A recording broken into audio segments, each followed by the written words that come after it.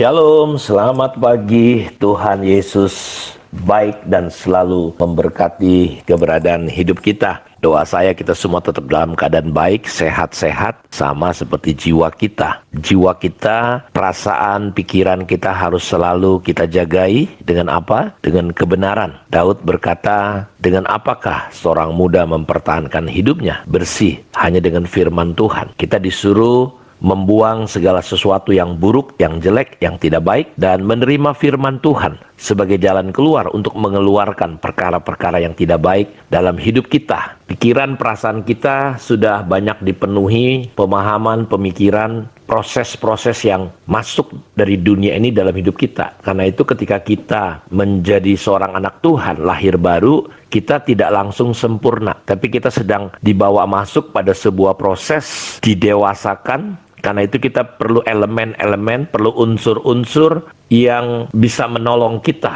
Dan hal yang paling mendasar itu adalah firman Tuhan. Karena itu tidak henti-hentinya, tidak habis-habisnya saya mengajak Bapak Ibu untuk membaca Alkitab kita dan bersaat teduh dengan saat teduh yang saudara boleh dengerin, saya buat tiap hari. Dan hari ini kita baca dari kitab 1 Samuel pasal 20 sampai pasal 21 ayat yang ke-15. Lalu kita baca di dalam kitab Yohanes pasal 9 ayat 1 sampai ayat yang ke-41. Dan kitab Mazmur hari ini kita baca dari Mazmur pasal 113 sampai Mazmur pasal 114 ayat 8. Dan Amsal Soleman pasal yang ke-15 ayat 15 sampai ayat yang ke-17.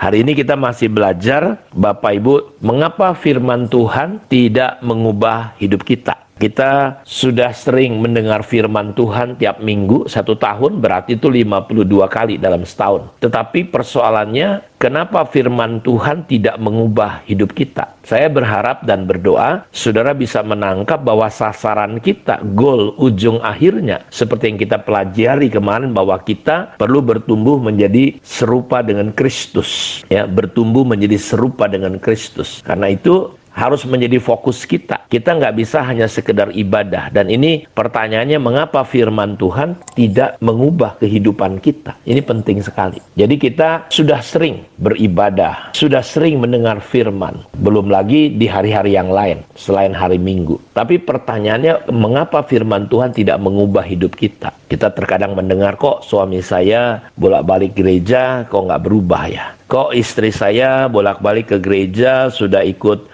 ESC, sudah ikut SPK, sudah ikut pemuritan, di kelas, di kehidupan, tapi kok nggak berubah? Ini penting sekali. Masih tetap kekanak-kanakan, masih tetap terikat dengan pola-pola dunia ini. Sehingga terkadang banyak orang Kristen menjadi batu sandungan. Kekristenan tidak menjadi kesaksian. Karena itu hari-hari ini kalau kita lihat di media sosial, dunia sosial media itu, saudaraku, kita lihat orang dengan bebas mencaci, memaki, padahal semua gelar-gelarnya orang-orang yang mengaku sebagai nabi, sebagai pendeta, seru gitu ya. Dan itu membingungkan, karena saya mempercayai kekristenan itu bicara tentang kehidupan Kristus. Dan itulah puncak panggilan hidup kita. Barang siapa percaya kepada Tuhan seperti yang kita sudah baca di 1 Yohanes 2 ayat 6. Barang siapa mengatakan dia ada di dalam Kristus, dia wajib seperti Kristus. Orang yang dipilih dari semula dipanggil, ditentukan untuk apa? Menjadi serupa dengan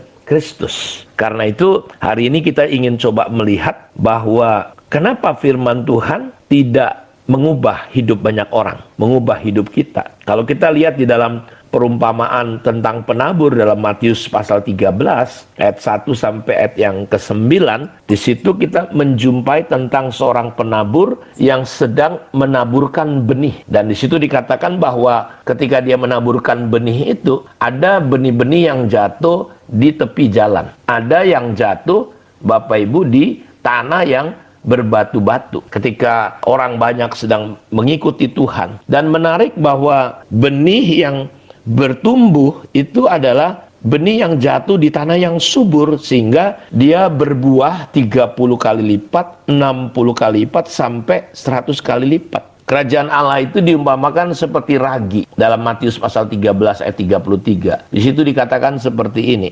Dan ia menceritakan perumpamaan ini juga kepada mereka. Hal kerajaan surga itu seumpama ragi yang diambil dari seorang perempuan dan diadukkan ke dalam tepung terigu 3 sukat sampai kamir seluruhnya. Saudara, kerajaan surga, benih firman Tuhan itu diumpamakan seperti ragi. Ragi itu dia tidak banyak, kecil, sedikit. Dan Bapak Ibu tahu ketika ragi itu dimasukkan ke adonan, adonan itu bisa mengembang. Kalau dia tidak mengembang, kenapa? Adonannya yang salah, bukan raginya. Karena itu kalau kita melihat di sini dalam Matius 13 ini ayat 1, saudaraku, sampai ayat yang ke-23, saudara akan menemukan, dan ini kita coba pelajari ya, saya bacakan untuk kita pada saat ini. Pada suatu hari itu keluarlah Yesus dari rumah itu dan duduk di tepi danau, maka datanglah orang banyak berbondong-bondong. Pada hari itu keluarlah Yesus dari rumah itu dan duduk di tepi danau. Maka datanglah orang banyak berbondong-bondong, lalu mengerumuni dia, sehingga ia naik ke perahu dan duduk di situ. Sedangkan orang banyak semuanya berdiri di pantai. Dan ia mengucapkan banyak hal dalam perumpamaan kepada mereka. Katanya, ada seorang penabur keluar untuk menabur. Pada waktu ia menabur, sebagian benih jatuh di pinggir jalan. Lalu datanglah burung dan memakannya sampai habis. Sebagian jatuh di tanah yang berbatu-batu, yang tidak banyak tanahnya. Lalu benih itu pun segera tumbuh, karena tanahnya tipis. Tetapi sesudah matahari terbit, layulah ia dan menjadi kering karena tidak berakar. Sebagian lagi jatuh di tengah semak duri, lalu makin besarlah semak duri itu dan menghimpitnya sampai mati. Dan sebagian jatuh di tanah yang baik, lalu berbuah. Ada yang 100 kali lipat, ada yang 60 kali lipat. Siapa yang bertelinga, hendaklah ia mendengar. Di dalam ayat 19-nya, Tuhan Yesus menerangkan. Saya baca dari ayat 18, karena itu dengarlah arti perumpamaan penabur itu. Kepada setiap orang yang mendengar firman tentang kerajaan surga, tetapi tidak mengertinya, datanglah si jahat dan merampas yang ditaburkan dalam hati orang itu. Itulah benih yang ditaburkan di pinggir jalan. Benih yang ditaburkan di tanah yang berbatu ialah orang yang mendengar firman itu segera menerimanya dengan gembira. Tetapi ia tidak berakar dan tahan sebentar saja. Apabila datang penindasan atau penganiayaan karena firman itu, orang pun segera murtad. Yang ditaburkan di tengah semak duri ialah orang yang mendengar firman itu, lalu kekhawatiran dunia dan tipu daya kekayaan menghimpit firman itu sehingga tidak berbuah. Ayat 23, yang ditaburkan di tanah yang baik ialah orang yang mendengar firman itu dan mengerti, karena itu ia berbuah. Ada yang 100 kali lipat, ada yang 60 kali lipat, ada yang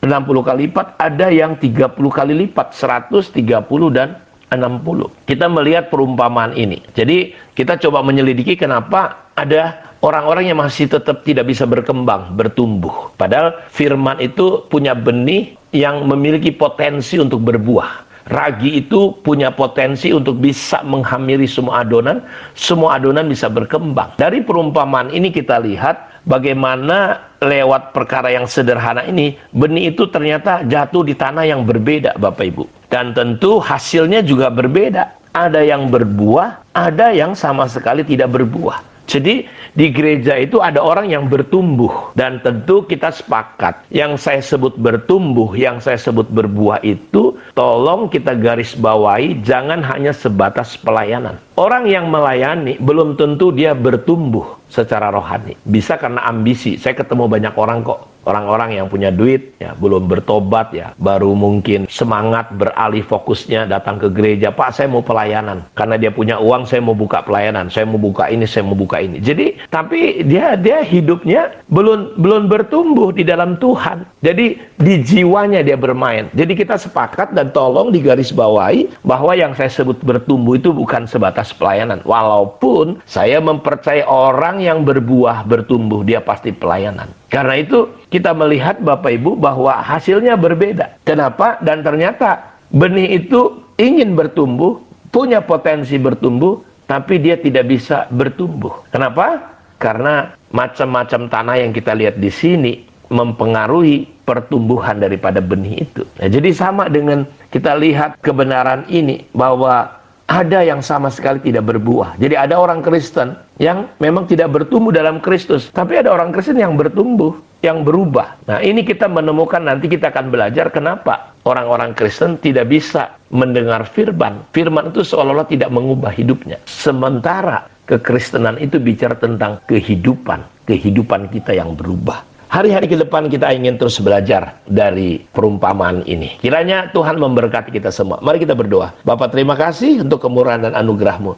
Diberkatilah semua anak-anak-Mu pada saat ini dimanapun mereka berada. Ada kasih karunia, ada kemurahan Tuhan yang terus terjadi dalam hidup kami. Dalam nama Yesus kami berdoa. Amin. Tuhan memberkati kita semua. Shalom.